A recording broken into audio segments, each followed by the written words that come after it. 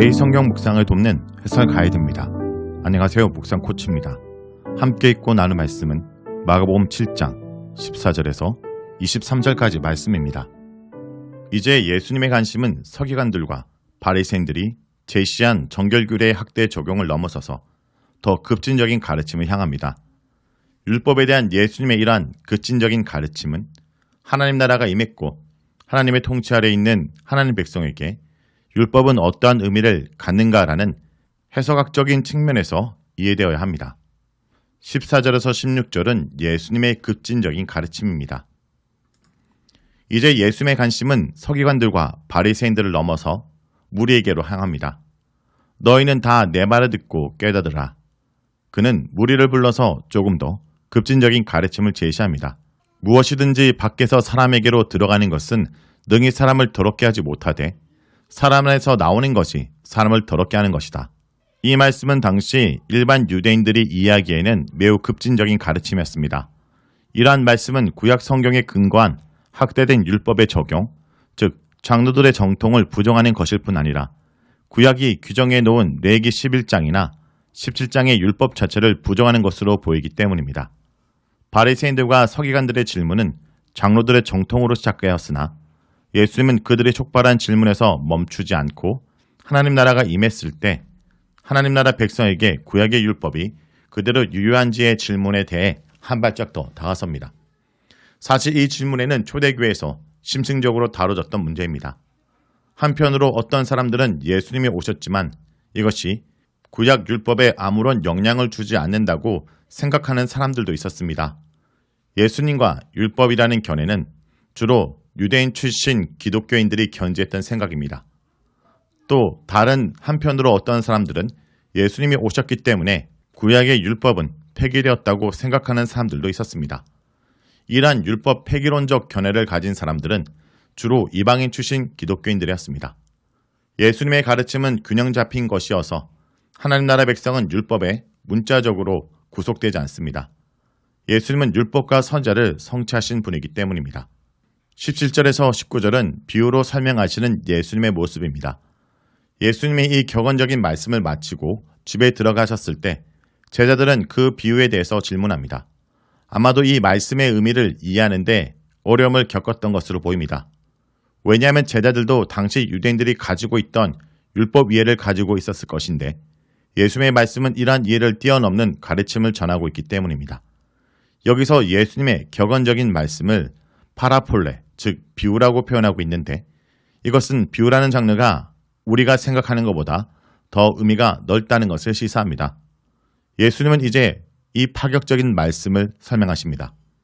밖에서 사람 안으로 들어가는 것이 사람을 더럽히지 못함은 그것이 마음으로 들어가지 않고 사람의 소화기관을 통해서 다시 배출되기 때문입니다.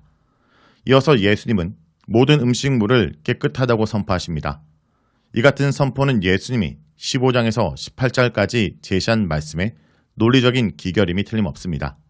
하지만 이 말씀은 정통적인 유대인들의 율법 이해에는 정면으로 배치됩니다.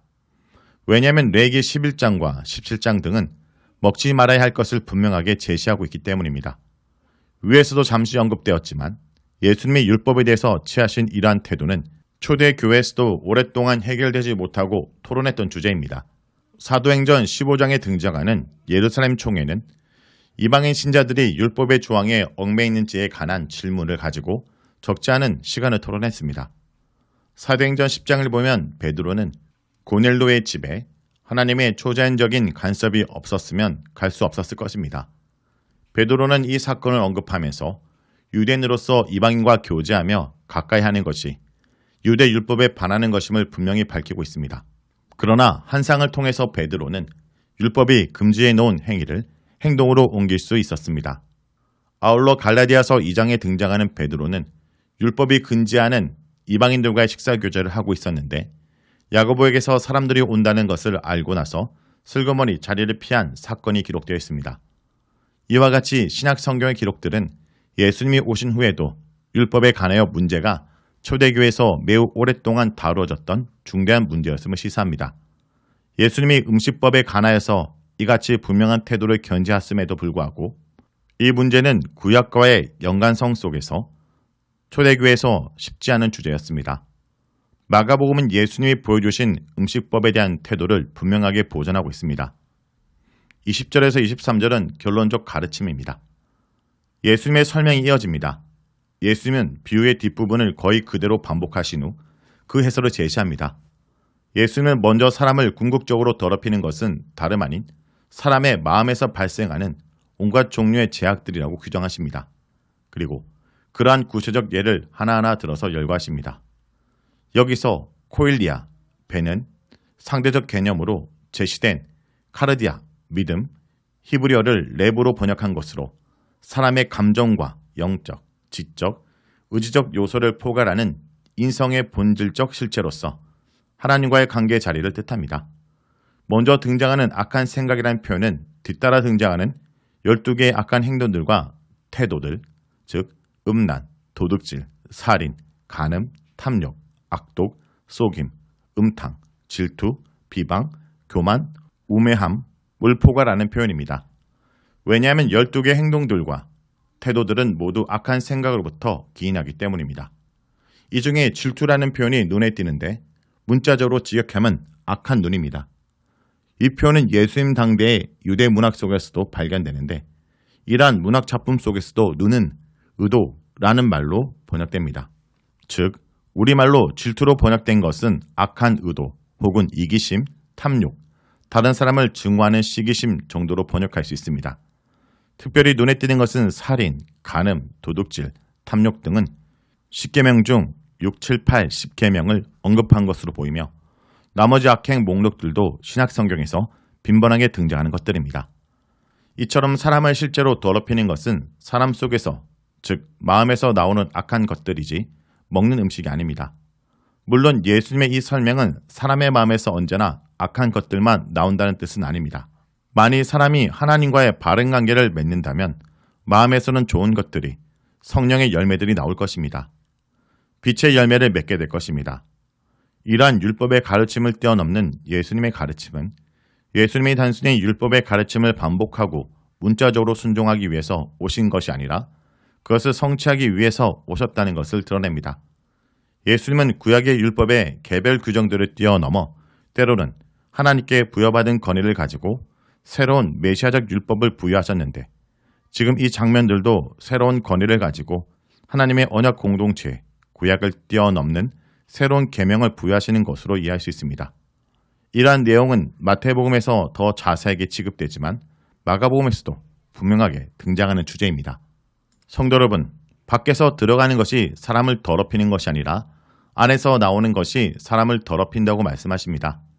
그러나 종교 지도자들은 마음은 내버려둔 채 손과 그릇만 신경 쓰고 장로의 정통이 이스라엘의 이방인과 구별하게 만드는 표지라고 생각했습니다. 우리 마음을 정결하게 하는 것은 외적인 규례가 아니라 예수님을 마음에 모시고 예수님을 따르는 것임을 잊지 말아야 할 것입니다. 말씀을 놓고 기도하겠습니다. 주님, 말씀을 듣고 깨닫는 지혜를 주시고 말씀을 통해서 저의 마음을 정결하게 하여 주시옵소서. 예수님의 이름으로 기도합니다. 아멘.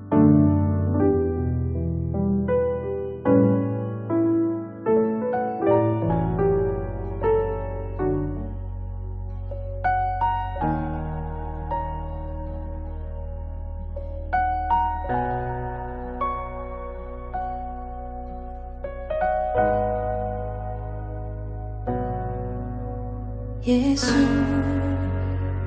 내 기쁨 되신 주, 그 이름 찬양해. 나의 유일한 참된 안식. 예수, 완전한 그 이름, 능력의 하나님, 내 맘 주의 나라 이루시네.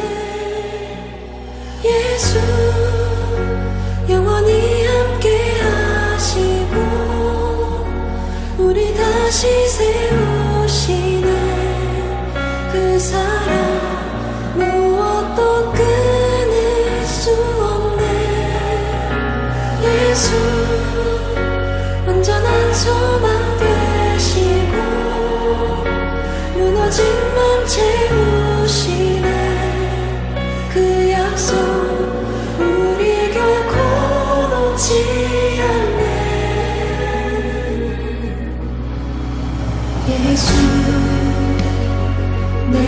기쁜